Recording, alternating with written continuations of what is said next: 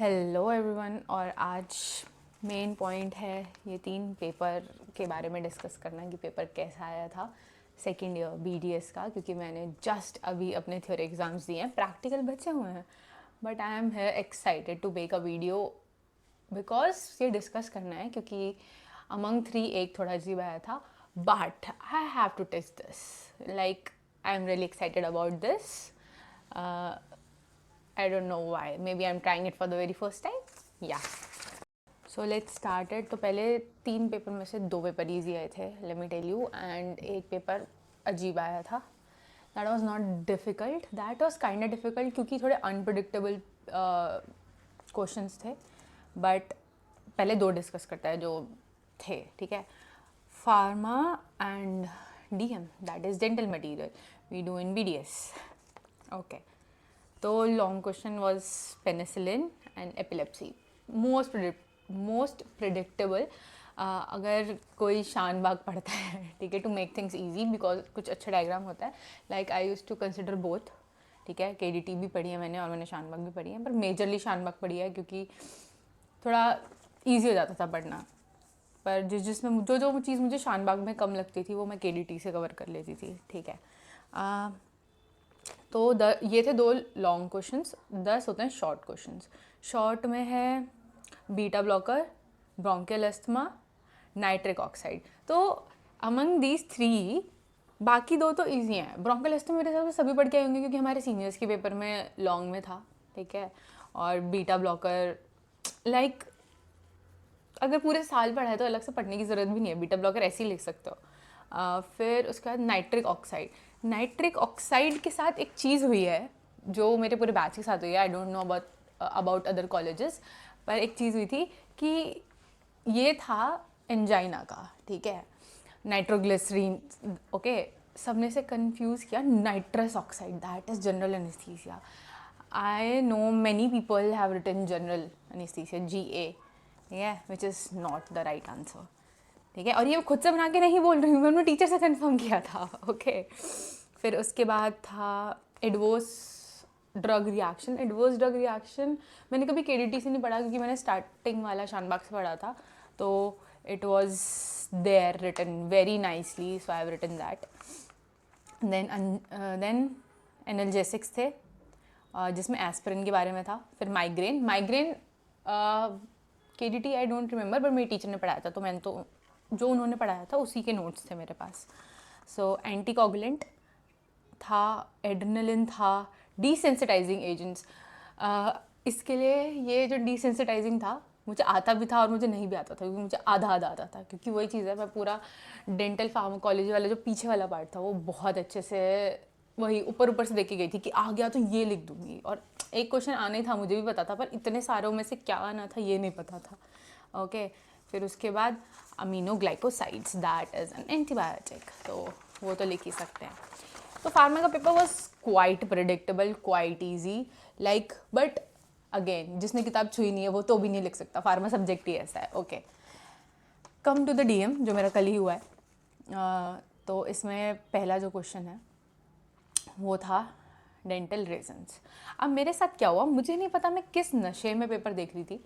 मैंने जो dental resin है वो फर्स्ट गो में पता नहीं क्यों डेंटल सिरेमिक पढ़ा. कहीं से कोई मेल नहीं है, मुझे पता है कोई मेल नहीं है, पर मैंने क्यों से डेंटल सिरेमिक पढ़ा मुझे नहीं पता.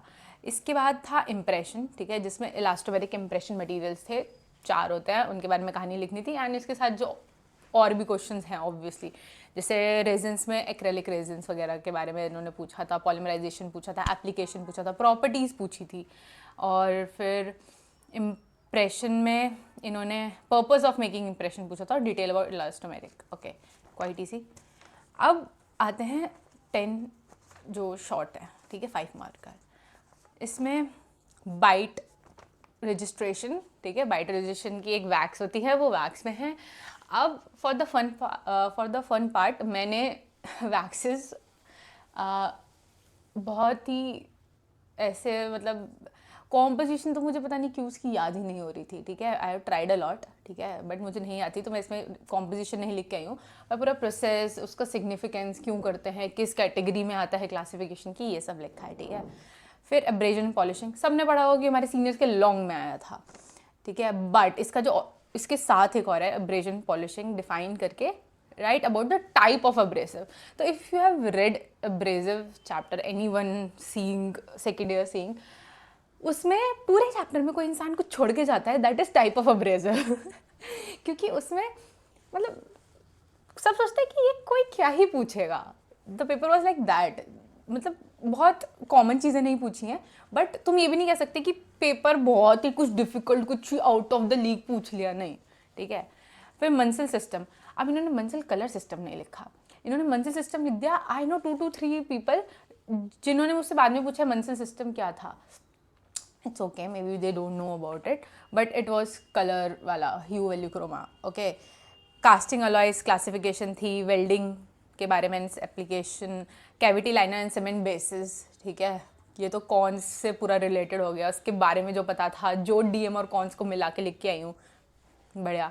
डाइस्टोन में जिप्सम टाइप 4 and 5 डन, ठीक है। Properties of dental ceramic, setting mechanism of GIC, easy, decomposition, migration, gelation and post set hardening, classification and composition of inlay wax। अब classification तो ठीक है, composition of inlay wax में मुझे कुछ कुछ चीज़ें आती, लाइक 3 to 4 चीज़ें आती, बट अब जब इन्होंने ये 5 मार्कर में दिया है तो सिर्फ उसकी composition नहीं लिखनी होगी ना, उस composition में वो एक एक चीज़ का क्या रोल है वो एक्सप्लेन करना होगा, पर वो मुझे नहीं आता था, तो मैं उसमें कुछ तो बना के लिख के आई हूँ, ठीक है। So that was 2 papers। Now let's come to the most difficult, not difficult but again unpredictable paper, ठीक है। और पहला पेपर भी था तो थोड़ा शॉक भी लगा था, क्योंकि हम एक्सपेक्ट नहीं कर रहे थे, और मुझे समझ नहीं आ रहा हम क्यों एक्सपेक्ट नहीं कर रहे थे।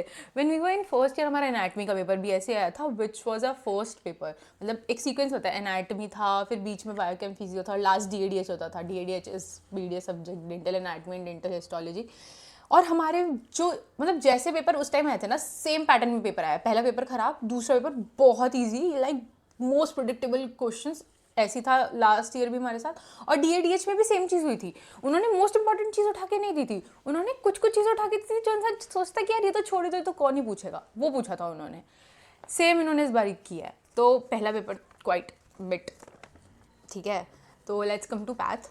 अमाइलोडोसिस आता था, लिखा है, ग्रैनुलोमा आता था, लिखा है। ये जो एड्स हैं, अब मैं फिर से बताती हूँ कि एग्ज़ाम में किस तरीके से इंसान का दिमाग चलना बंद हो जाता है। एक्वायर्ड इम्यूनो डिफिशिएंसी सिंड्रोम लिखा है इन्होंने पूरा पूरा। अब जब मैंने इस क्वेश्चन को पहली बार पढ़ा, मुझे लगा ये क्या क्वेश्चन है, ठीक है, which is ads only.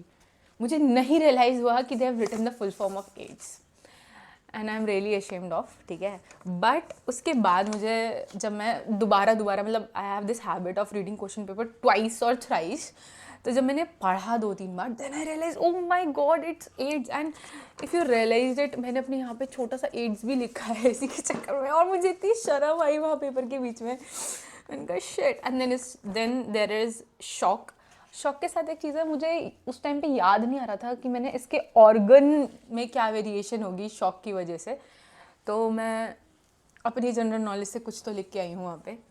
Okay, caseless disease, ये मतलब अभी जो मैंने अमाइलोडोसिस के बाद 3 बोले थे वो 5 मार्कर थे, अब आ गए हम 2 मार्कर पे।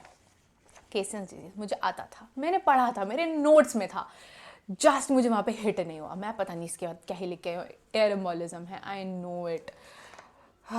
कॉजेज ऑफ कीटोनूरिया ये भी लिखा है, FAB classification of AML, I know it.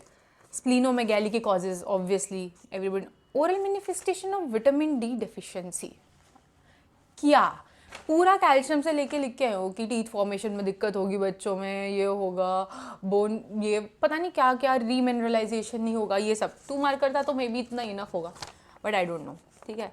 तो 50-50 पेपर था, आता भी था कुछ कुछ, 1-2 नहीं आते थे। माइक्रोबायोलॉजी, डिप्थीरिया, मैं डिप्थीरिया लिख के आई हूँ, but it is a record. Diphtheria मैंने अपने इंटरनल पेपर में भी लिखा है, तो मुझे आता था, बट एक रिकॉर्ड है, मुझे डिप्थीरिया लिख के कभी सेटिस्फैक्शन नहीं होती, इसलिए I am not feeling good about micro, ठीक है। फिर इसके बाद मम्स वायरस में इतना कंटेंट मैंने पढ़ा ही नहीं था कि मैं उसमें 5 मार्कर के हिसाब से लिख के आ जाऊँ। फिर oral lesion of systemic mycosis, ये मैंने तो भी लिखा क्योंकि कैंडिडा वगैरह और भी थे, ठीक है। ऑटो इम्यून डिसऑर्डर, फिर से वो एक टॉपिक जो हर बच्चा छोड़ के आता है, ऑलमोस्ट 90% टू 95% बच्चे छोड़ के आते हैं, बट मैं इसमें 3 या 4 पेज लिख के हूँ, कुछ तो लिख के आई हूँ और गलत नहीं लिखा है, ये अच्छी बात है। फिर आते हैं 2 मार्कर पे, bacterial basis of dental caries, obviously ma'am ने पढ़ाया था, Entamoeba gingivalis, yes I know, Koch postulate.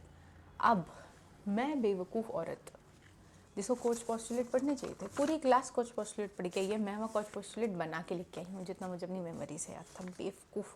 Bacteriophage yes, transport media yes, good not good, 50-50, ये पेपर 50-50 गया था मेरा, and I was so disheartened after this कि मेरा फार्मा के लिए पढ़ने का मन ही नहीं था, but you know it was that कि फाइनल पेपर है, it's like a board to us, this decides कि आप अगले साल में जाओगे कि नहीं जाओगे या फिर क्या होगा।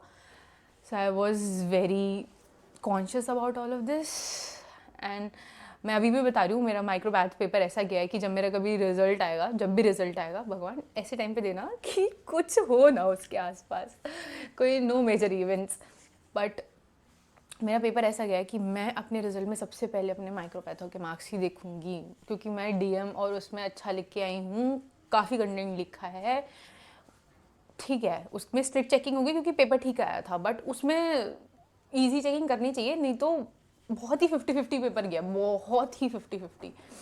Like I am so disappointed in this paper, like our teacher was so disappointed कि मैंने पूरे साल इतना क्लिनिकल पढ़ाया एंड सो एंड अब ये हुआ। तो whoever is seeing this has just entered second year, ठीक है, और may be thinking of joining BDS। BDS is not the like, मतलब अब वो ऐसा नहीं है BDS जैसे पहले कभी हुआ करता था। अगर मैं CCS का कभी पेपर उठा के देखूँ, so much predictable paper, so much, इतना ज़्यादा प्रिडिक्टेबल पेपर था कि कुछ और पढ़ने की ज़रूरत ही नहीं थी, सिर्फ मोस्ट कॉमन पढ़ के चले जाओ। Now it is not a halwa puri any more, you have to study a whole syllabus to attempt these papers, this is what it is. तो ऐसे ही डेंटिस्ट बन जाते हैं कि कहानी छोड़ दो, ठीक है, क्योंकि पढ़ना तो बहुत पड़ता है, ये कहने की बात है। इफ़ यू, और सबसे बड़ी चीज़ है क्योंकि 50% ही पासिंग मार्क्स हैं, 33 भी नहीं है, तो 50% लाना is not a joke in a paper you have not studied. और बात यह है कि माइक्रोपैथ के लिए ऐसा नहीं है नहीं पढ़ा था, बहुत पढ़ा था, पर जितना पढ़ा था कुछ आया ही नहीं, पता नहीं क्या क्या पढ़ के गई थी, फालतू पना इतना सब कुछ पढ़ के गई थी, आया क्या, ये पेपर बनाया है इन्होंने, अटल बिहारी, क्या क्या, what is this happening, Atal Bihari is the university, but it is fine, will be with it. और अब हमारे प्रैक्टिकल 30 से लेके 7 तक, may be next video after that, for now